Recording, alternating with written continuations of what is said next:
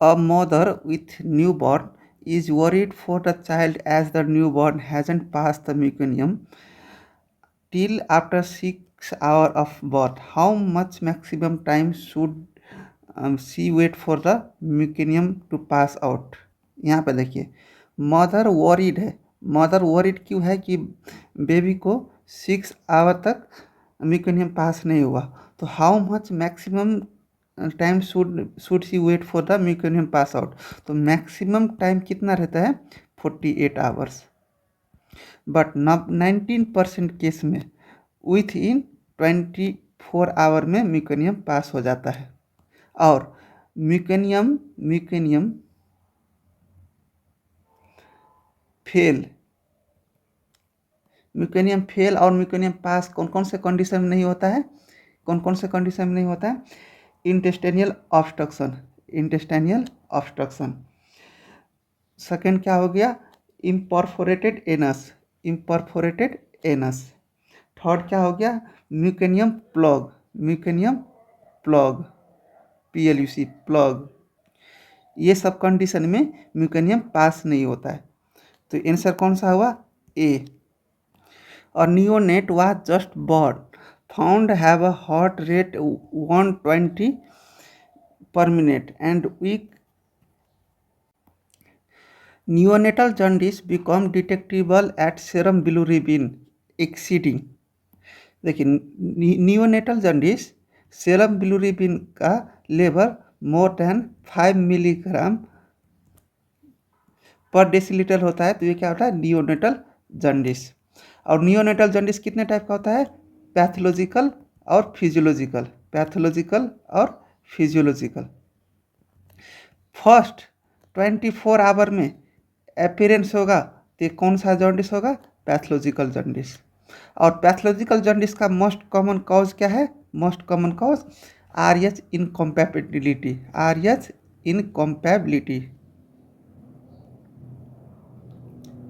और physiological jaundice never appear with in 24 hours 24 hours में रहेगा। और physiological jaundice does not persist beyond second week और third week. Does not persist beyond second week term baby के लिए और third week pre term baby के लिए। और ये pathological jaundice persistent beyond 3 weeks.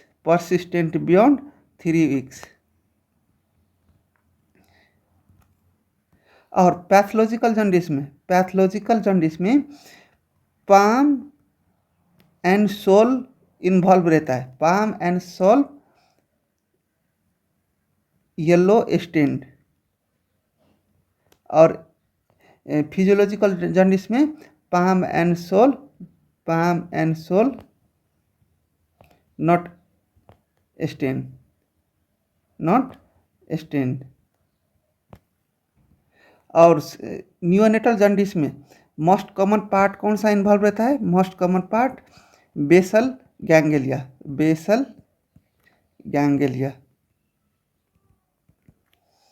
और ट्रीटमेंट क्या है?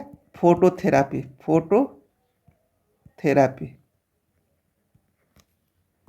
और फोटोथेरापी का वेवलेंथ कितना रहेगा? वेवलेंथ कितना होता है? 450 to 470 नैनोमीटर। और क्लिनिकल एग्जामिनेशन नियोनेटल जॉन्डिस का कौन से रूल से करेंगे? Modified Kramer rule.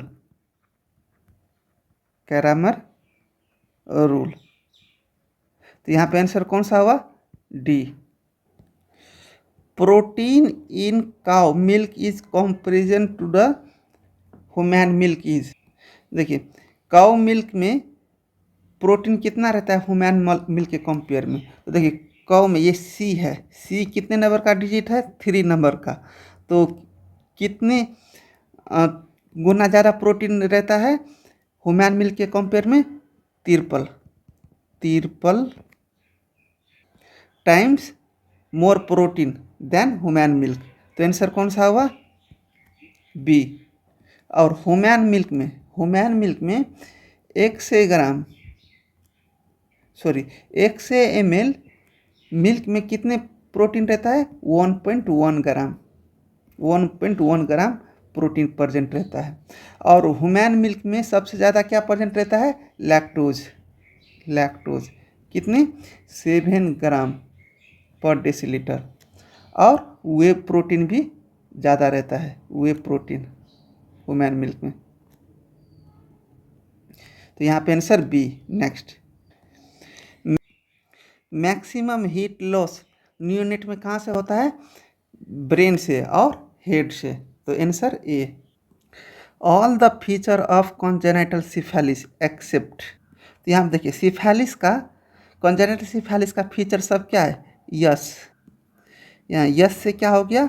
Saddle note deformity, saddle note deformity. यहाँ देखिए यच है, यच से क्या हो गया? हर्टिशियन ट्राइड, हर्टिशियन ट्राइड। और हर्टिशियन ट्राइड में क्या होता है? HI ही। यच मीन्स क्या हो गया? हर्टिशियन तीथ, हर्टिशियन तीथ। आई से क्या हो गया? इंटेस्टियल केराटाइटिस, इंटेस्टियल केराटाइटिस। ई से क्या हो गया? 8 cranial nerve, 8 cranial nerve involve.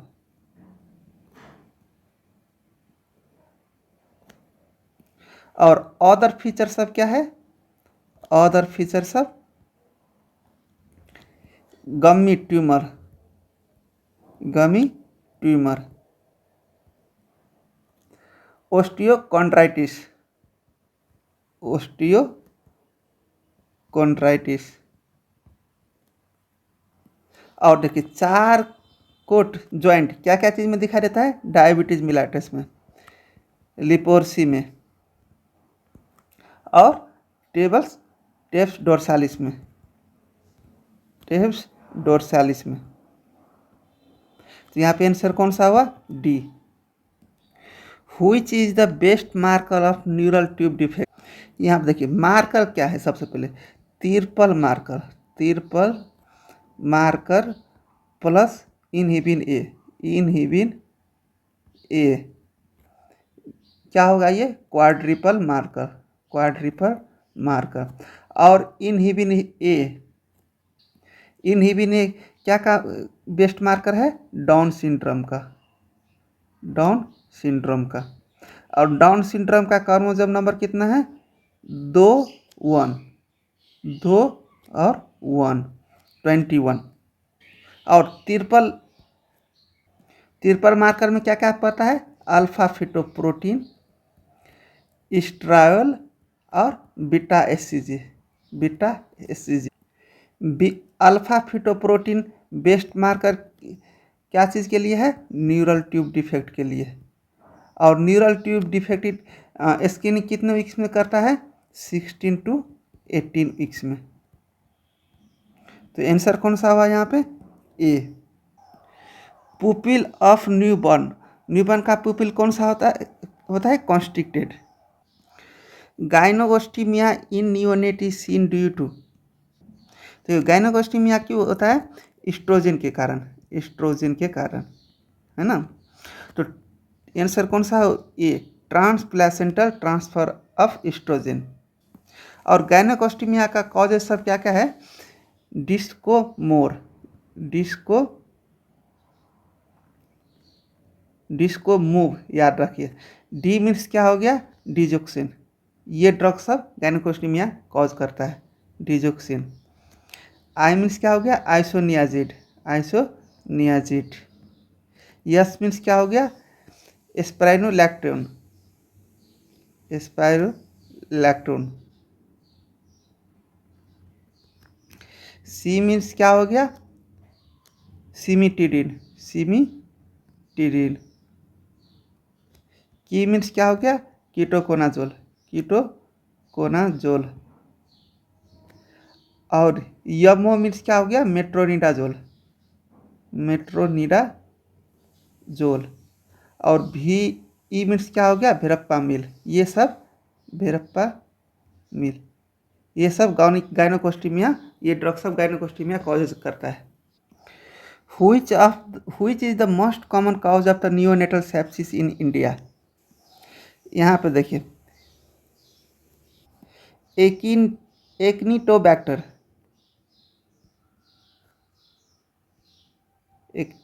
एक्नीटोबैक्टर।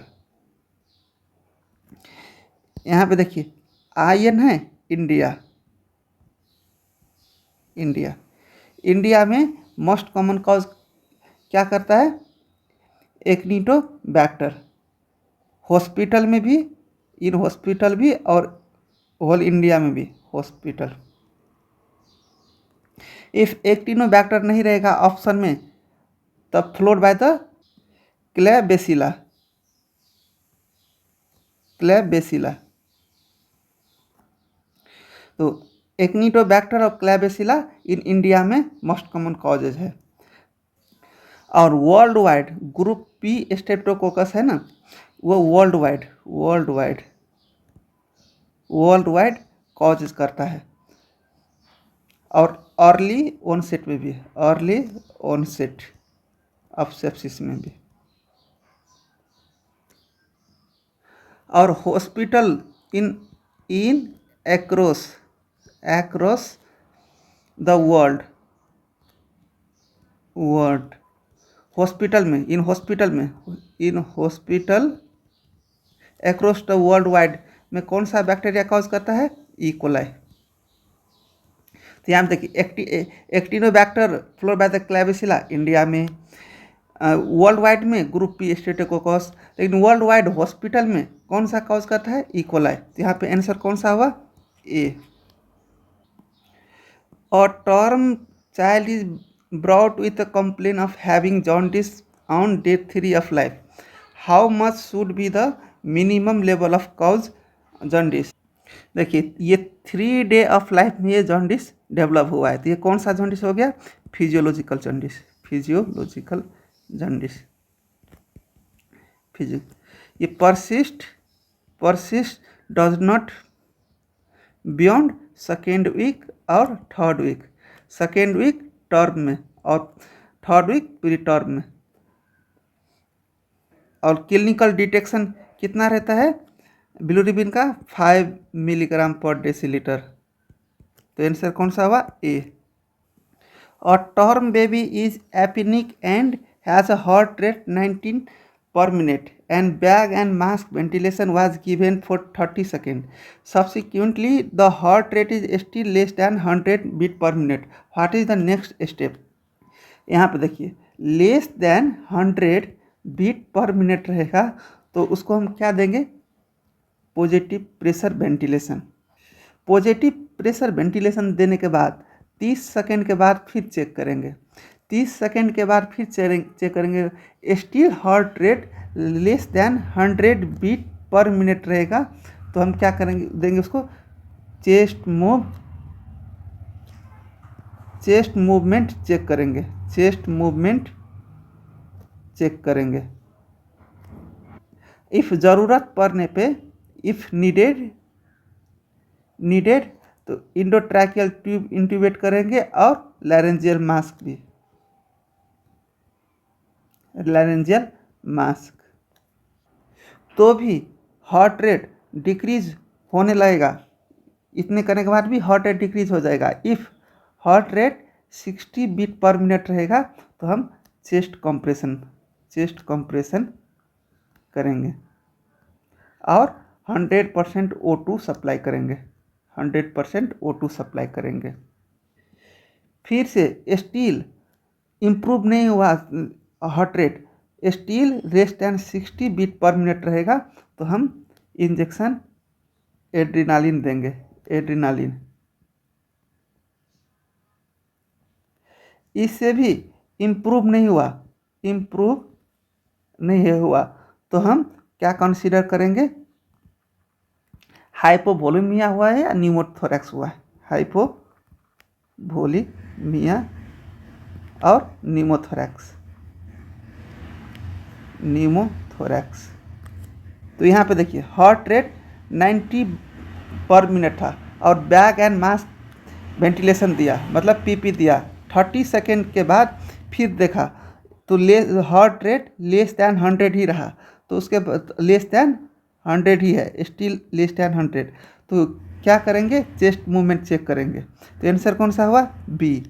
If heart rate फिर डिक्रीज ही होने लगेगा, लेस दैन 60 हो गया, तो क्या करेंगे, चेस्ट कंप्रेशन करेंगे और 100% O2 सप्लाई करेंगे। फिर चेक करेंगे heart rate again less than 60 beat per minute रहेगा तो एड्रेनालिन देंगे, फिर भी इम्प्रूव नहीं होगा तो हम कंसिडर क्या करेंगे, हाइपोवोलेमिया और pneumothorax. What is the diagnosis of child shown in the image whose mother is having bronchial asthma. यहाँ पे देखिए फैमिली हिस्ट्री में अकर आस्थमा, एलर्जिक राइनाइटिस और फूड एलर्जी रहता है। तो 10 to 20% केस में, 10 to 20% चाइल्ड में क्या कॉजेज करता है, एटोपिक डर्माटाइटिस। तो यहाँ पे देखिए फैमिली हिस्ट्री क्या है मदर का, ब्रोंकियल आस्थमा, तो 10 to 20% इन्फेंट में क्या कॉज करेगा, एटोपिक डर्माटाइटिस। तो आंसर कौन सा हुआ, A. APGAR score system contain all the following criteria except. यहाँ पे देखिए APGAR स्कोर बोलता है, तो ए से क्या हुआ, अपीयरेंस, पी से क्या हो गया, पल्स रेट, जी से क्या हो गया, ग्रीमिन्स रिफ्लेक्स स्टिमुलेशन से होता है, वेल कराए और पुअर कराए। ए से क्या हो गया, एक्टिविटी। आर से क्या हो गया, रेस्पिरेटरी इफोर्ट। तो आंसर कौन सा हुआ, रेस्पिरेटरी रेट नहीं होता है, तो ए आंसर हुआ। For accurate measurement of axillary temperature in new born thermometer is keeped for 3 minute तक कीप्ड करना पड़ता है, तो answer C. Anterior frontal correspond to the all structure except. यहाँ पे देखिए ये हेड है और ये एंटीरियर और ये पोस्टेरियर, और ये बीच में जो सूचर है उसको क्या बोलता है, सेजाइटल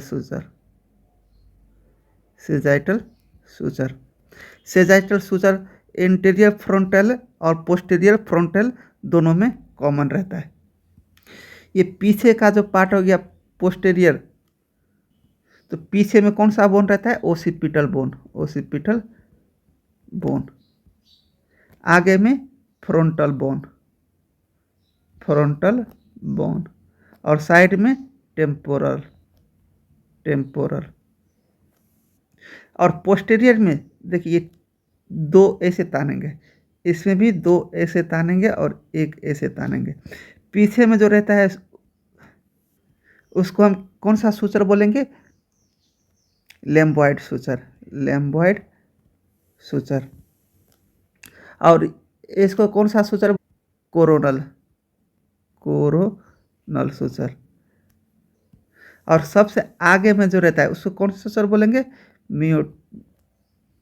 मेटोपिक सूचर।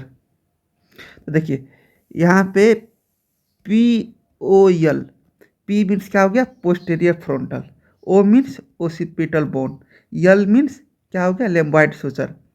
इसका पोस्टीरियर फ्रंटल का पोस्टीरियर फ्रंटल का कंपोनेंट सब क्या क्या हो गया, ओसिपिटल बोन, लैम्बॉइड सूचर और सेजाइटल सूचर दोनों में कॉमन है।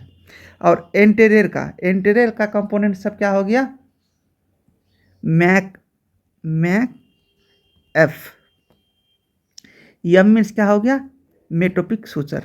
ए मीन्स क्या हो गया, एंटीरियर फ्रंटल। और सी मीन्स क्या हो गया, कोरोनल सुचर। एफ मीन्स क्या हो गया, फ्रंटल बोन। मैक ऑफ, तो देखिए एंटेरियर फ्रंटल का कंपोनेंट क्या हो गया, मेटोपिक सुचर, कोरोनल सुचर और फ्रंटल बोन, और सेजाइटल दोनों में कॉमन है। तो यहाँ पे आंसर कौन सा हुआ, C. What is the most common cause of the jaundice in term newborn required in treatment. Most common cause of jaundice क्या है, टर्म बेबी में जो ट्रीटमेंट रिक्वायर करता है। तो हम बोले थे ट्रीटमेंट रिक्वायर्ड पैथोलॉजिकल जॉन्डिस में करता है, पैथोलॉजिकल जॉन्डिस में। और पैथोलॉजिकल जॉन्डिस का मोस्ट कॉमन कॉज क्या है, ये फर्स्ट शुरू में ही बोले थे वीडियो में, आरएच इनकम्पैटिबिलिटी। तो आंसर ए। इन neonatal sepsis acute phase reactant, देखिए नियोनेटल सेप्सिस में एक्यूट फेज रिएक्टेंट क्या होता है, सीआरपी। और सेप्सिस का हम कॉजेज बोले थे एक्टिनोबैक्टर, ये इंडिया के लिए होता है। E coli in hospital world wide के लिए होता है। और group B streptococcus world wide overall में होता है। और उसका डायग्नोसिस कैसे करेंगे, इसका न्यूनेटल सेप्सिस का डेफिनेटिव टेस्ट कौन सा होता है, ब्लड कल्चर। और स्क्रीनिंग टेस्ट क्या होता है, सेप्सिस स्क्रीन।